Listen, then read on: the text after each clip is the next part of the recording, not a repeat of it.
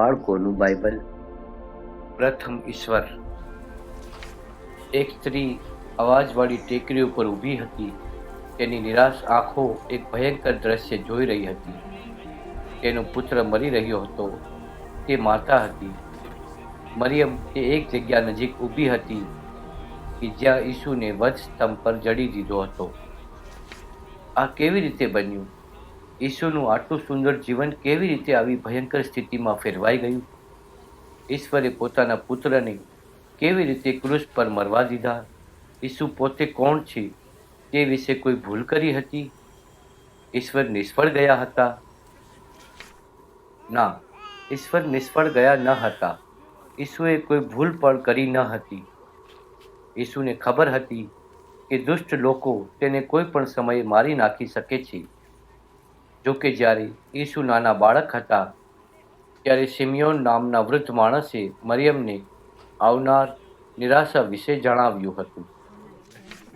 ઈસુ મરી ગયા તે પહેલા એક સ્ત્રીએ અત્તરનું તેલ લઈને તેના પર લગાવ્યું હતું. આ સ્ત્રી પૈસાનો બગાડ કરે છે. ઈસુએ ફરિયાદ કરી. તેણે ભલું કામ કર્યું છે. ઈસુએ જવાબ આપ્યો, તેણીએ મારી દફન માટે આ કર્યું છે. આ શબ્દો વિચિત્ર હતા.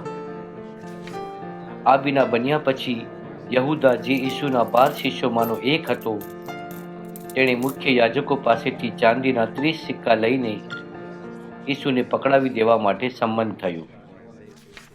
પાસખા પર્વના સમયે જ્યારે ઈસુ પોતાના શિષ્યો સાથે જ્યારે છેલ્લું ભોજન કરતા હતા, ઈસુએ તેમને ઈશ્વર વિશેની અદ્ભુત બાબતો, તેના વચનો જે તેને પ્રેમ કરનારાઓને આપ્યું કે તે વિશે જણાવ્યું.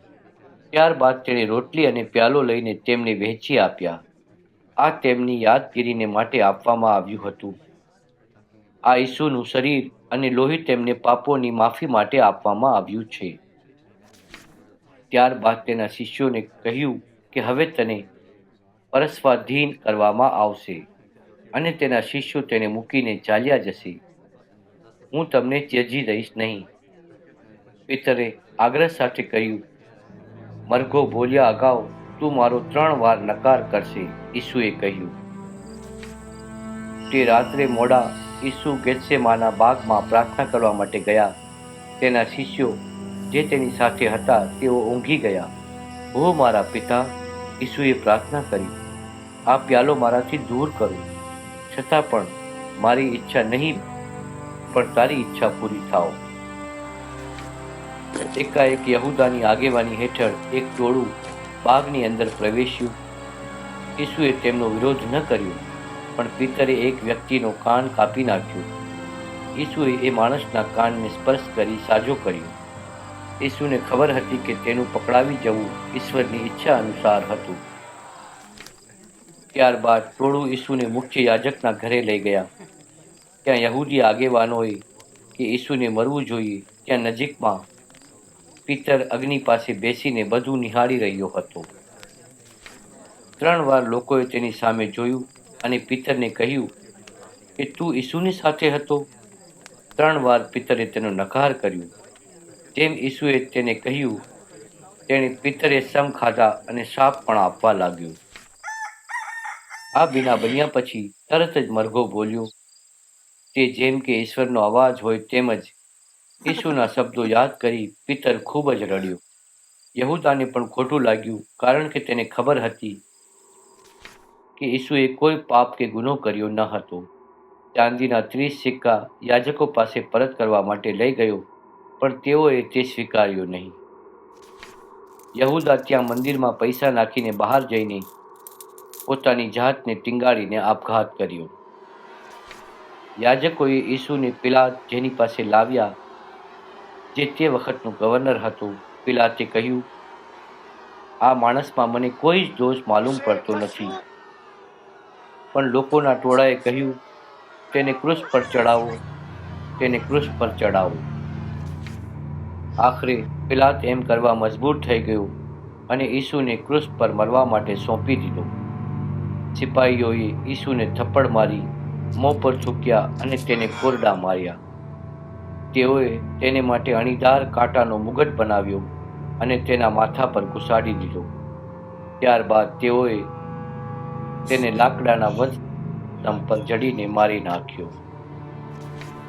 ઈસુને ખબર હતી કે તેણે એ રીતે મરવાનું હતું. તેને ખબર હતી કે તેનું મોત, જેઓ તેના પર વિશ્વાસ કરે છે, તેને પાપોની માફી આપશે.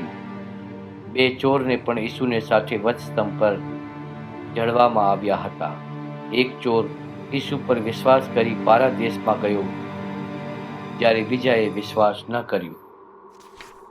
આ દુઃખ સહનના સમય પછી ઈસુએ કહ્યું, સંપૂર્ણ થયું, અને તે મૃત્યુ પામ્યું. તેનું કાર્ય પૂર્ણ થયું. તેના મિત્રએ તેને પોતાને માટે ખોદેલી કબરમાં દાટી દીધો. ત્યારબાદ રોમન સૈનિકોએ એ કબરની ઉપર મહોર મારી, જેથી કોઈ તેમાં જાય નહીં અને તેમાંથી નીકળે નહીં. જો આ વાર્તાનો અંત હોય તો કેટલું નિરાશાજનક કહેવાય. પણ દેવે કાંઈ અદ્ભુત કર્યું. ઈસુ મૃત્યુમાં ન રહ્યો. અઠવાડિયાને પહેલે દિવસે વહેલી સવારે અમુક શિષ્યોએ જોયું કે કબરનો પથ્થર ગબડી ગયો છે. તેમણે ત્યાં જોયું ત્યારે તેઓને માલુમ પડ્યું કે ઈસુ ત્યાં ન હતો. એક સ્ત્રી ત્યાં રહીને કબરની નજીક રડતી હતી. ઈસુ તેની આગળ હાજર થયા. તે જોઈ આનંદ સાથે કૂદતી બીજા શિષ્યોને કહેવા માટે દોડી ગઈ, ઈસુ ઉઠ્યો છે, ઈસુ મોયેલામાંથી ઉઠ્યો છે. થોડા સમયમાં ઈસુ પોતાના શિષ્યોની પાસે પાછો આવ્યો અને તેણે તેના પોતાના ખીલ્લા જડેલા નિશાનવાળા હાથ બતાવ્યા. તે સાચી ઘટના હતી. ઈસુ પાછો ઉઠ્યો છે. તેણે પિતરને માફી બક્ષી અને શિષ્યોને કહ્યું કે તે દરેકને આ બાબત જણાવો. નાતાલના દિવસે જ્યાંથી તેણે જન્મ લીધો ત્યાં તે પાછો સ્વર્ગમાં જતો રહ્યો. આમીન. ઈશ્વર જાણે છે કે આપણે ખરાબ બાબતો કરી છે, જેને તે પાપ કહે છે. પાપની શિક્ષા મોત છે. ઈશ્વર આપણને પ્રેમ કરે છે. તેમણે તેના પુત્ર ઈસુને વધસ્તંભ પર મૃત્યુ પામવા મોકલી આપ્યા, જેથી આપણા પાપની શિક્ષાનું દેવું ચૂકવી શકે. ત્યારબાદ તેઓ મૃત્યુમાંથી ઉઠીને સ્વર્ગમાં ગયા છે. હવે ઈશ્વર આપણા પાપ માફ કરી શકે છે. જો તમે તમારા પાપથી પાછા ફરવા માંગતા હો તો ઈશ્વરને કહો કે વહાલા ઈશ્વર, હું માનું છું કે ઈસુ મારા માટે મરી ગયા છે અને ફરી જીવતા થયેલા છે. કૃપા કરીને મારા જીવનમાં આવો અને મારા પાપોની માફી આપો, જેથી મને નવું જીવન પ્રાપ્ત થાય અને જેથી તમારી સાથે સદાકાળ જીવી શકું. તમારો બાળક બનવા મારી મદદ કરો. આમીન. બાઇબલ વાંચો અને ઈશ્વરની સાથે દરરોજ વાત કરો. લેખક એડવર્ડ હ્યુઝ. આવાજ સતત નૂરાની. આ વાર્તાઓ બાઇબલ ફોર ચિલ્ડ્રનની તરફથી રજૂ કરવામાં આવી રહી છે. વધુ માહિતી માટે અમારી વેબસાઇટ www.bibleforchildren.org ઓપન કરો.